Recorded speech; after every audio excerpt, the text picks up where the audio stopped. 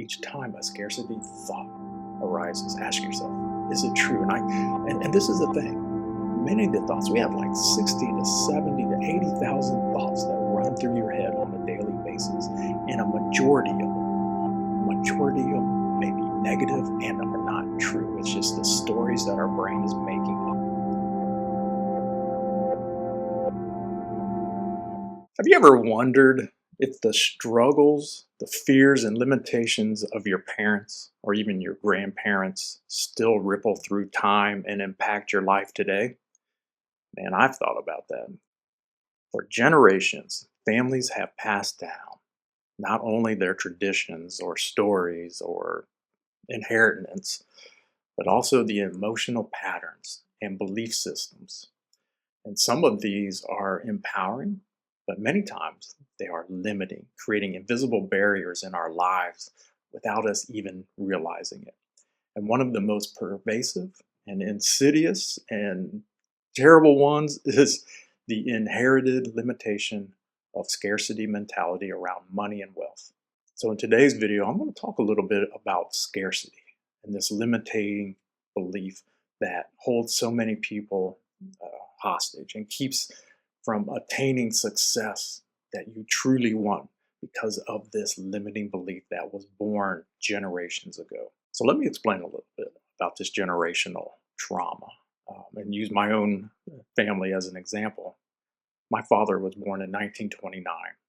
His mother, who was a widower uh, and struggling during the Great Depression, simply couldn't afford to raise three boys of her own. So she made this heartbreaking decision to leave them in an orphanage. I mean, I used to think about this. Can you imagine the emotions of those young boys? What they must have felt as their mother dropped them off in an orphanage and then left them there? You know, the fear, the abandonment, anxiety. And it must have been a constant sense of not being enough that they were feeling, right? Why did the parents do them? Did they understand the Great Depression? Did they understand why she had to do this? My dad never spoke about it much, but the trauma, I know it didn't just disappear. It really shaped his worldview, his behaviors, and his relationship with security and scarcity. And it didn't stop with him. That trauma, that scarcity mindset was passed down to me, silently influencing how I saw money in abundance for years. In fact, my wife and I were bringing in about 200K a year. It's a comfortable income by almost every standard. Yet, that generational trauma of scarcity, I was trapped in this prison. I mean, I was constantly thinking of money. I obsessed over pennies. I scrutinized every menu at restaurants and ordered the cheapest thing, not what I wanted, but the cheapest thing. And even had a full blown panic attack on a vacation when I accidentally threw or left. I don't know what happened to it. It was about $300. Just poof. I think I left it in a taxi cab. Man, I freaked out.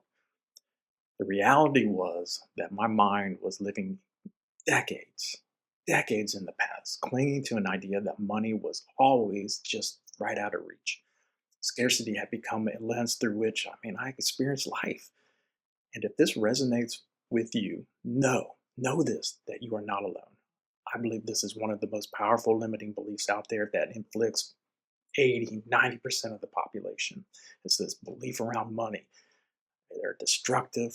They're just difficult to deal with. They cause pain. They cause agony. They make us upset. They make us have physical pains. They can destroy relationships and halt business growth and sabotage people's careers. Scarcity keeps people mentally and financially stuck, even when the external circumstances suggest otherwise, just like me. Yeah, again, 200K we were bringing in, and yet here I am walking around the house, turning off every light and raising the temperature on the thermostat, saving pennies. So, breaking free from this inherited scarcity mentality starts with this first, and it is awareness. You've got to recognize it. You got to recognize that you may be carrying limiting beliefs about money. Pay attention to your thoughts and your feelings and your reactions. Do you feel stressed when bills arrive in the mailbox? Does walking out to the mailbox stress you out? Do you dread checking your account balances or anticipating a shortfall?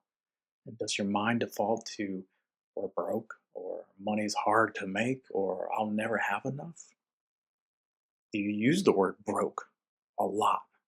Oh, we're broke, honey. We can't afford that. Oh, I feel broke. Oh, I'm broke this month. These thoughts are rooted in scarcity, but they are not necessarily true. These are the echoes of trauma that your mind has internalized over decades, sometimes centuries, right? So pause and consider your present reality. Do you currently have a home? Do you own a car? Do you have electricity and running water and a cell phone? And if you answered yes, then you are already living more with more resources than millions, if not billions, of people worldwide. Yet your mind may still be anchored in the idea of never enough. So we have to reframe the scarcity mentality into abundance. Because once you become aware of your limiting beliefs, this is the next step. This is always the next step, is reframing them. This is not about blind optimism. It's about aligning your beliefs with your reality and the opportunities that surround you. So start by shifting your internal dialogue. This is an example. This is how I did it. I went from thinking I can't afford this to I attract opportunities that allow me to create wealth in abundance. I went from thinking money is hard to come by to money flows to me through my skills, my value, and my effort. I went from we're always short of money or we're always broke to I am capable of managing and multiplying the resources that I have. So this reframing is about raising your energy around money. Essentially, scarcity drains your mental and emotional and physical energy and it keeps you small. Abundance, on the other hand, opens possibilities. It's high energy. It it's creative and it's flow. And when you believe that money and opportunities exist and are accessible, you'll naturally make better decisions. You'll take bolder actions and you'll attract more resources. And so I have some practical steps I want to share with you about how to shift your money mindset. So, step number one is audit your thoughts for 1 week, just 1 week. Pay attention to every thought you have about money and write it down. Notice patterns and triggers, right? Is it that walking out to the mailbox? Is it a bill coming in the mail? Is it an email from a bank or something? Whatever those triggers are, be aware of them because awareness is the foundation of change. Step number two is to challenge these limiting beliefs. Each time a scarcity thought arises, ask yourself, is it true? And this is the thing. Many of the thoughts, we have like 60 to 70 to 80,000 thoughts that run through your head on a daily basis. And a majority of them may be negative and are not true. It's just the stories that our brain is making up. And so ask yourself, is this belief still serving me or is it inherited from my past? Step three, spend a few minutes daily imagining a life where money is a tool, not a source of stress. Picture yourself making a confident financial decision or pursuing some great opportunity and experiencing the freedom and true joy you desire. Visualize it, feel it. Step number four, you got to celebrate the wins. Acknowledge every small victory in your financial life. This could be paying off a bill, or investing in yourself, or enjoying a meal without guilt. Positive reinforcement rewires your brain toward abundance. And number five, align your actions with the belief. Belief without action is impotent, right? Make intentional decisions that reflect abundance, investing in growth, investing in your growth, taking calculated risk, or providing value without fear.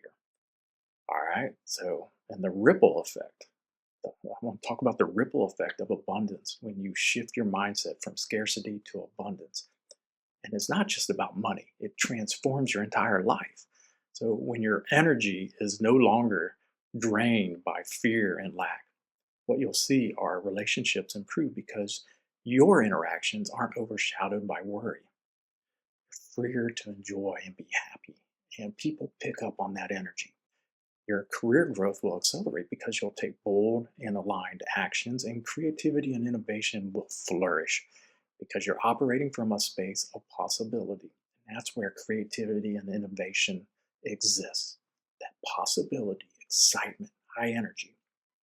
So when you break the cycle of generational trauma, not just for yourself, but for your family and your team and your community, you will see it pay off. Your life will shift. Now, understand scarcity isn't a destiny.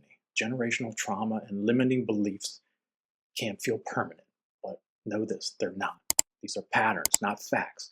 Awareness and reframing and consistent practice allows you to rewrite your internal programming. And we mention this a lot. Self improvement doesn't happen overnight. It requires practice, it requires rituals, constant work. And eventually you can shift from panic over pennies to confident decision making, from the dread of seeing more bills to excitement over opportunity, and from that inherited scarcity to more empowered abundance. And it starts with a single choice.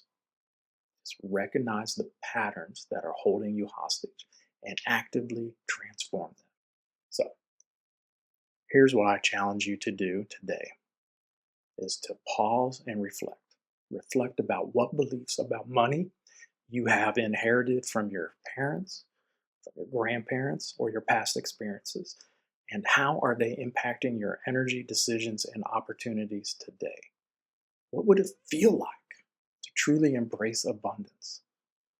Your financial mindset is not just about money, it's about energy and freedom and the life you want to create.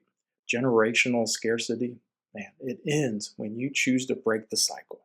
Again, scarcity is inherited, but abundance can be consciously cultivated.